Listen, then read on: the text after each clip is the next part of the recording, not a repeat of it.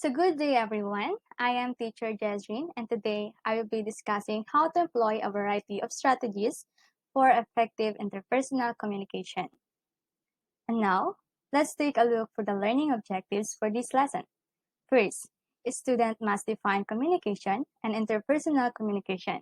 Second, enumerate the characteristic of good interpersonal communication.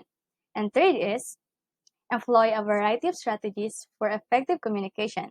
These learning outcomes will enable you to apply what you have learned to the topic that I will discuss later on. But before we proceed to the content of our lesson, let us have an engaging activity. This activity is called true or false. The direction is simple. Read each statement carefully, answer true if you think a statement is true, and answer false if you think the statement is false. For the first statement, one must learn to communicate to be understood. Is it true or false? And the answer is true. Communication is vital for everyone. One must learn to communicate to be understood. We constantly need to convey our needs, wants, and ideas to others. So we must be able to know how to communicate effectively. For the second statement, effective communication is just exchanging information. Is it true or false? And the answer is false. Why? Because effective communication is about more than just merely exchanging information. It is about understanding the emotions and intentions behind the information. For the last statement, having proper communication can result in misunderstandings and frustration. Is it true or false? And the answer is false. Why? Because having proper communication results in our ideas being accepted and our needs and wants always fulfilled. Improper communication, on the other hand, can result in misunderstanding and frustration. So we are done to our engagement part. Let's proceed to our lesson, which is communication. Communication is a process of sharing and conveying messages or information from one person to another by speech, signals, writing, or behavior. So, communication involves the delivery, receptions, and transmissions of information through ways such as talking, writing, listening, and reading. It is necessary for us to communicate in order to express ourselves. Therefore, having effective communication can improve your interaction with people in your daily life by allowing you to understand and be understood by others. So under communication is interpersonal communication. It is the ongoing and ever-changing process that occurs when you interact with another person. Interpersonal communication is communication between you and the others. It is exchanging and transmitting ideas with one person to another. Every time we speak with another person, whether it's with a friend, classmates, a parent, or anyone, we're engaging in interpersonal communication with them. So interpersonal communication can take many forms, like verbal and non-verbal. So verbal, which includes face-to-face conversation, a speech or presentation, and having a phone call with someone. While the non-verbal, which also covers body language, includes our facial expressions, body movement, postures, gestures, and eye contact. So we already know what communication is. Let's go now to the interpersonal communication. It is interpersonal communication and its form. Now, let us talk about the strategies on how we can validate others' feelings without agreeing or disagreeing with the content of their concerns. The first strategy is prepare by asking yourself, why am I choosing to do or say this? Am I confusing my personal feelings with my objectivity? If there were to become public, would I be comfortable with my actions? Here, we should always be mindful of every word and action we make. It is necessary to ask yourself, what is your reasons for doing or saying something? It is also vital to ask yourself to know if it is appropriate to transmit a certain information and to ensure if messages would be helpful to that someone we are talking with, or if or it would make him uncomfortable and feel bad. The second strategy is listen effectively. Avoid jumping to conclusions, making premature judgments, agreements, comparisons, or criticisms. Remember that you are hearing only one side of a story. Ask for permission if you wish to speak with others. Emphasize facts, gather objective information. Do not try to solve the problem until facts on all sides are available. And we must also not jump to conclusions or to conclude things that we are not sure about. We must know first and listen before we conclude so that we are not one-sided only. Also, be consistent. Don't shift one subject to another subject in a conversation. It will just make the communication more complicated. So for the third one, ask yourself, what kind of data would make me change my mind? Is there something that I should consider? Are there facts and information presented? It's important to keep such considerations in mind because when you respond to someone in this manner, you are taking into considerations the facts and data that have been offered. So by doing so, it simply indicates that you are fully attentive and that you are capable of recognizing and reflecting when facts are provided or mistakes and errors have been made. Next is number 4. Be respectful. Don't embarrass others, especially in public. Don't misdirect your anger. Avoid causing people embarrassment, particularly in public.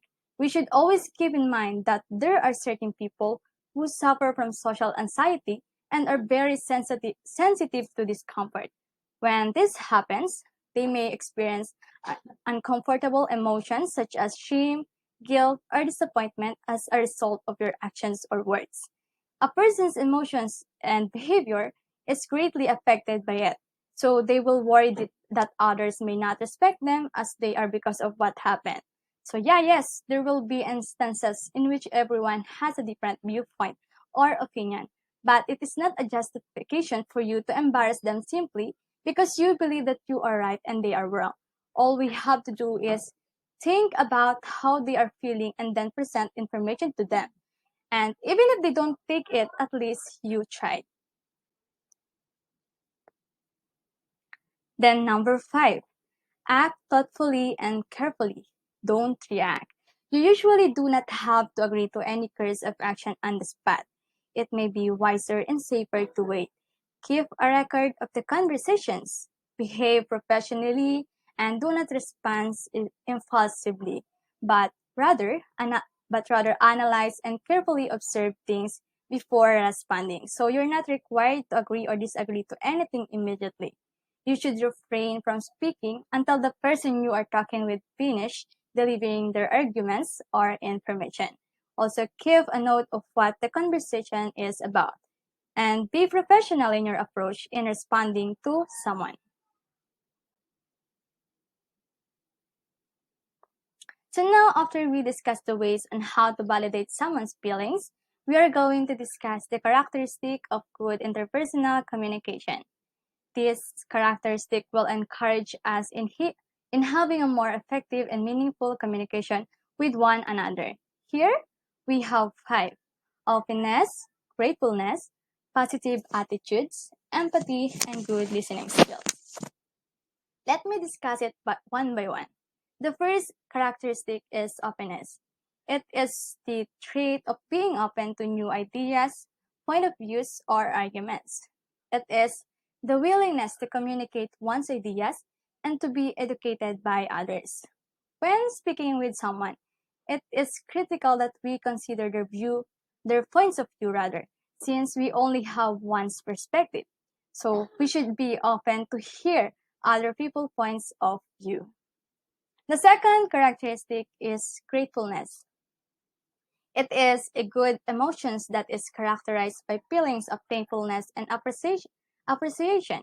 In your conversations with others, you are just thankful to have someone to speak to, someone who understands you or even just listen to what you have to say. It is a good method of having interpersonal communication. You are also expressing your appreciations and acknowledgement to the person with whom you are talking. The third characteristic is positive attitudes. Having a positive attitude is essential to have a meaningful and effective conversation. Even in the middle of the most challenging situations, it will assist you to better connect rather with your friends, family, or classmates. So using a positive words to motivate anyone around you, you can help those who need positive advice, those who need motivational statements, and those who need courage to continue in life. The fourth characteristic is empathy. Empathy is characterized by the ability to see things from another person's point of view rather than from your own point of view. It simply implies that we take into considerations the feelings and welfare of the person with whom we are conversing. We do not merely interfere with their life, rather we are being sensitive to whatever we do and say. The last characteristic is good listening. Good listening skills. The ability to listen is essentials for all forms of effective communication. Messages are easily misunderstood if one does not have the ability to listen properly. So, having good listening skills will make you pay more attention to what others are saying. In this way, you are acknowledging the person and the message. It will also help you in providing feedback and responding in an appropriate manner. So again, these are the characteristics of good interpersonal communication: openness, gratefulness, positive attitudes, empathy, and good listening skills. And now, let's have an activity to test your understanding for today's lesson. In this activity, I will read given dialogues for each situations. Then you will analyze and choose the best response from the given options. For the first situation, you went to the market and met a strange woman asking for directions. The woman says, "Hi, I'm Shine Shine. I moved in here last Wednesday. I am lost on my way to the nearest hospital. Would you mind if you tell me how to get there?" What would what would be your response in this situation? Here are the choices. A. Hello, state your name. Yeah, sure. From here, you need to ride a tricycle and tell the driver to drop you near the gasoline stations. The hospital is in front of the gasoline station. Letter B. Sorry, I'm busy. I'm in a hurry. So letter C. No, I can't. I don't talk to strangers. I will give you 5 seconds to answers. You can also pause this video if you need more time to think.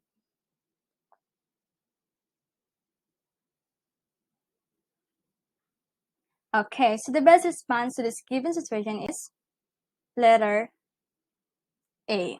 We can see in this response that it shows a positive attitude and empathy toward the woman. For the second situation, on the first day of school, someone approached you. What would you do? Your classmate said, "Hi, I'm Jasmine. May I know your name? Can we be friends?" What would be your response in this situation? Here are the choices. A. No, thank you. B. Hello, I'm your name? Yes, sure. I would love to be your friend. Letter C. Sorry, but I have many friends already, but you can ask other students. Again, I will give you 5 seconds to answer.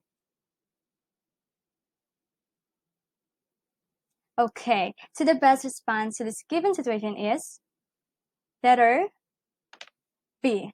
We can see in this response that it shows a positive attitude and gratefulness towards your classmate.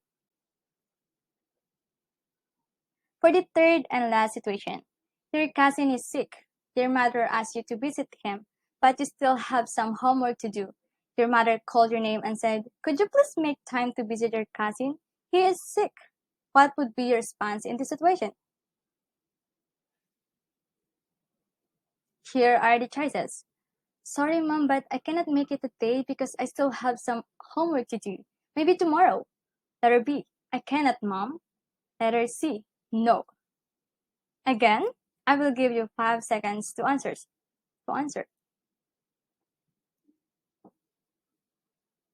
Okay, so the best response to this given situation is